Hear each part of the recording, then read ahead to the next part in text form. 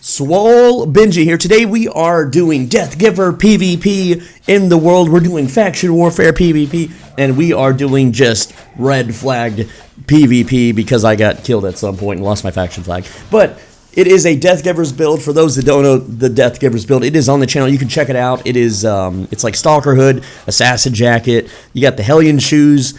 And we're just out here, we're beating up fishermen, we're beating up other players, you know, that think they're so tough with their 5-3s. And it's a lot of fun, guys. If you've never played Deathgivers in the open world, it is super powerful. All you got to do is stack up 3 of your Q abilities, then press E on the target, and then you just kind of avoid taking any damage as much as you can from them until you charge up 3 more stacks of your Q. And then when they're low on health, you press your helmet, which reduces their armor, gives you more damage, and then you cast your E, you cast your helmet when they're at 50% HP, and then you cast your E again and they will die. And then you can take their silver or their items if you're brave enough to go into the red and black zones, which I am not, sadly. I mean, I am, but like, it's just so much harder to find people to kill. I don't like wasting the time. And I like to get faction points, which you can't get in the red and black. Well, you can get it in the red zones, but there's never anyone like to... Like, if you flag up in the red zones, you just have 20 dudes follow you, and it's not fun. Stop asking me to do that content. I don't enjoy it. Now, if you want, your boots teleport you to your target and give you more damage. Alright, so that's basically the meat of the build. Alright, and I got like 15 minutes of it for you today. So just sit back, you know, have yourself a snack, maybe, I don't know, go get some chicken tendies or nuggets or whatever you enjoy, and just have fun, man. Because we're out here doing 1v2s, 1v3s, and this build is absolutely suited for that content, man. And I don't know how I'm able to cast spells inside of the Bow of Badon Storm because it's supposed to silence me. So SBI, you need to fix that, okay? Because I shouldn't be able to use my abilities inside the storm. That's completely busted. I don't know what's going on with that. A lot of players won't even fight you, especially when they see that you're in 8.3. And also, this build is great for dismounting weaker, crappier mounts. You can't really dismount like oxes. But you can dismount like regular horses and donkeys and stuff like that. Alright, guys. So that's pretty much it for the build and for how the build operates. It takes a lot of patience to actually play this build properly. But you just want to stack up as much damage as possible and then front load it. And you kill people really quick, especially if you're an 8.3. And I'm using the Bridge Watch mount so that when I dismount, I get a little speed run boost so I can run at people that are either dismounted, AFK, or have been tagged by a mob and their mount is slowed down so that I can get close enough to press my boots on them. But yeah, I mean, there's really not much else to say about the build. You do get countered by maces because they just blow you up. You don't have a lot of chase or mobility. If someone can run away from you, then you really can't do much because you kind of rely on your boots for damage. Like you can see here, this guy's on a boar and I'm able to dismount him pretty easily, but it does put my E on a cooldown. So for the next 20 seconds, I have no burst, and this guy is like tier, what, 7-3 or something like that? So he's like 1 power level under me, so it's a pretty damn fair fight. And then other people are dismounting too to fight. What is this? Crossbow guy. Now, the cool thing about this build is you have 2 invisibilities, so that if a crossbow starts charging his snipe, you just go invisible and it cancels his ability. So yeah, you can see there, he's tried to snipe me twice and failed, so his build is completely countered by ours. And now we just gotta wait until we get our 3 stacks, you know, charge up our damage, and then let them have it. Also, Chain Slash is really nice. You could use Throwing Stars, which gives you more damage and more run speed, but when you use Chain Slash, you can use it to immune yourself from damage from the enemy, and you can also use it as a catch mechanic, because if you're running behind someone and then they run near a mob, you can Chain Slash to the mob, which will then Chain Slash to them, and you will be right in their face, and you will have closed the distance so that you can use your other attacks. But, like, this crow guy could have feared me, but he didn't. And if you haven't watched my other videos, I show off that soloing other players gives you faster faction points than running with a giant blob of people. Like, without premium, if I go and join a faction fight blob and capture points, and you don't really kill much, you just kill like the little commanders at the points, it takes about 30 minutes to do your faction daily of 5,000 faction points. But when I do it with a catch build and a dismount build, I can do it in 13 minutes if I hunt solo players. So go check out that video if you want. It's on my channel. I've got over 200 Albion vids. Come on now, guys. Just binge watch them all. Just get yourself like a ton of food, sit down, relax, and there you go. So that's that's enough talk about the build and how it works. There's really not much anymore to say about it. If you fight another Deathgivers, try to do as much damage as possible, and if you can't, then just run away, because if he's got more damage over you, you're dead because of how fast the burst is.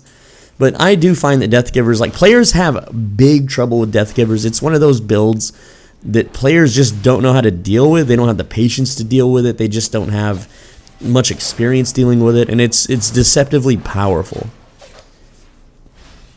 Now, what else can we discuss today, lads? Let's see. How about I tell you about my retail experiences? You know, we'll just talk about how crappy retail is, and you should never work in retail, all right? So, check this out, right? Like, I applied, you know, like, at some point in my teenage years, I decided to apply to work at retail, all right? And so you go online and you do this huge freaking questionnaire that asks you these dumb questions like, if someone ever hurt you, would you, like, murder them? And of course you don't say yes on these things, because then you won't get hired, duh.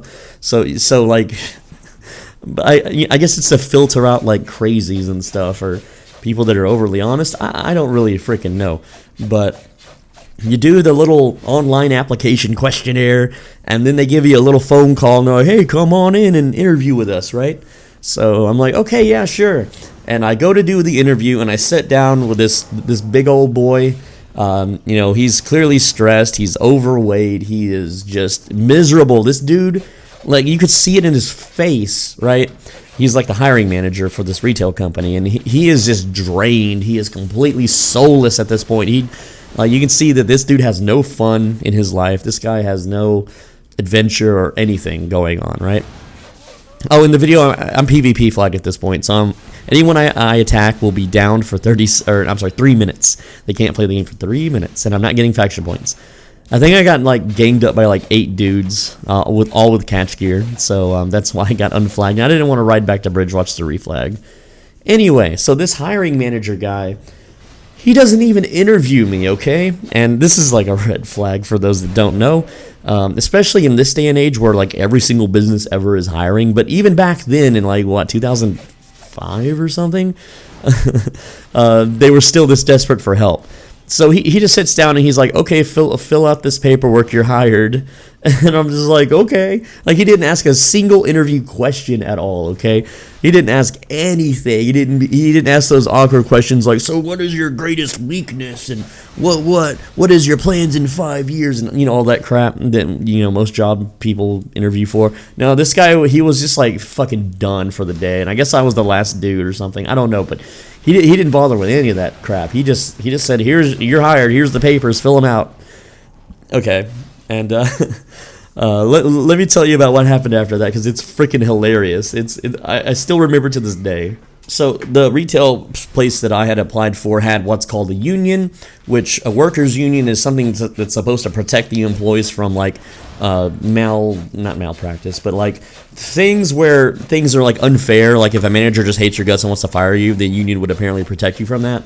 It's not really how that works, but that's what they tell you in this orientation. So I went to this what's called a union orientation, where they basically try to con new people who don't know any better, like dumb teenagers like me, to join the union and give them a portion of their paycheck every single week for the rest of their lives, which I did because I didn't know any better. But the point is, and you can argue in the comments that unions are good, but you know what? They didn't help me, so screw them. Okay, I hate unions because they did nothing for me. Okay, I'm still mad to this day that the union that I paid so much money to did absolutely nothing and ignored me. And yeah, anyway, so the way orientation worked is there was this huge, like, Irish Scottish lady, and like imagine the groundskeeper Willie from The Simpsons, okay, but turn him into a fat female, and that's what this person was, okay. She came in pissed. She was mad as hell. Like, she was screaming at the top of her lungs, you know, about how unfair the workplace is and all this other crap.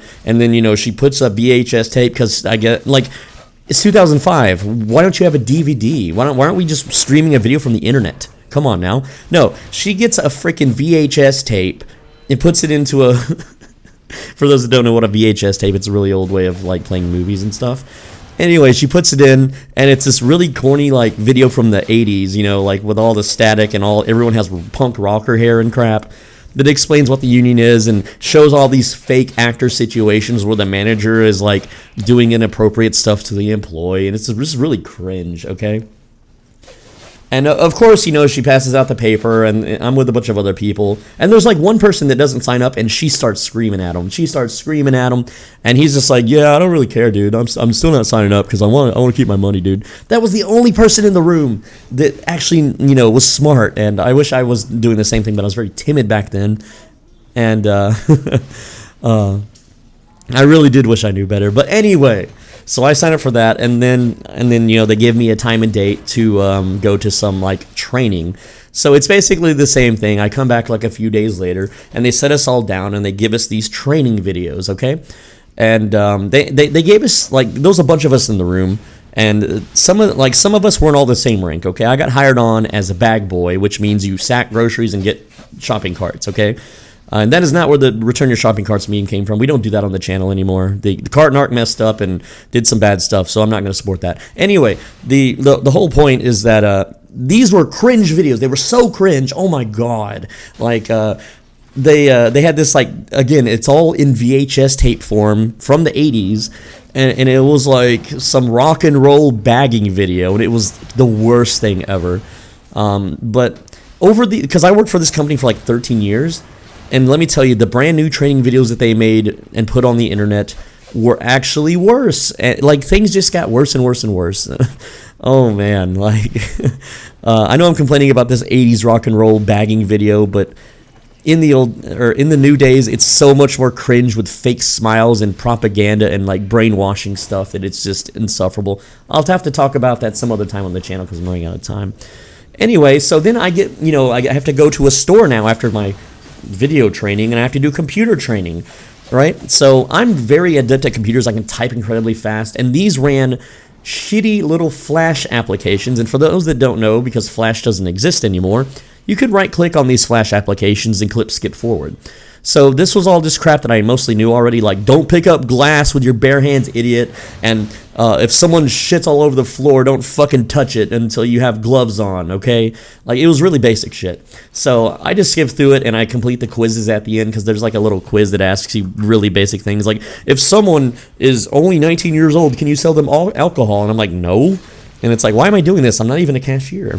But so I finished the computer training, and the managers are like super hyper impressed. They're like, oh my god, you're done already? Wow. Like, they actually hired someone that's not a freaking idiot, right?